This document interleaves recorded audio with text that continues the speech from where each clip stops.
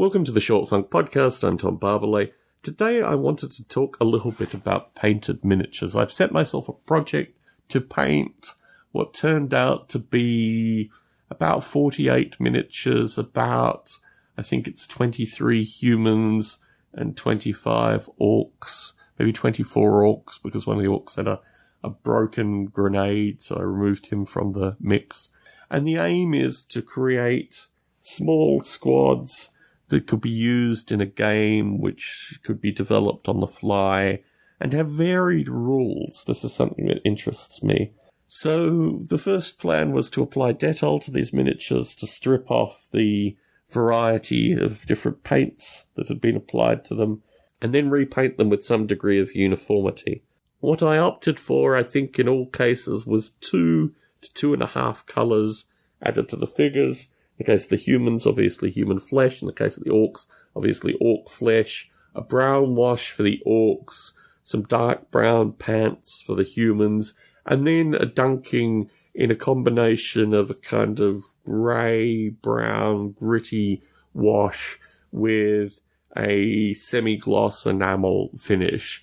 What I think is called, I don't know what it's called. The Army Builder, I don't know, Strong something. I don't know what it is. In any case. So my painting wasn't particularly good. I put it together on a day and a weekend. But the relative uniformity and the relative, just the sameness but slight difference through the figures meant that they came out just as I wanted them. I could have done a bit better with some of the painting. I could have done things slightly differently, but they fulfill the purpose. They look kind of right. They're glued onto plastic bases. They're at a level where I could certainly play a game with someone with them and not feel in any way disgusted by them.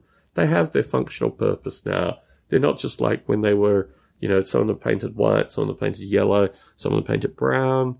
They're now all sufficiently uniform that I'm sure one could concoct a relatively fun game with them to play.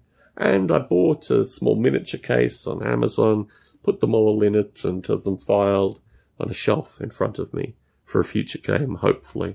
Ironically, on the other shelves, there is a fully functional 40k Space Marine army and also a fully functional 40k Orc army that I purchased about, a year and a bit ago, 14 months ago, with the view that my friend who once worked for Games Workshop would be coming back to the US, or potentially that my wife may want to play games. So purely having a beautifully painted army is not enough these days to actually get an interesting game to be played.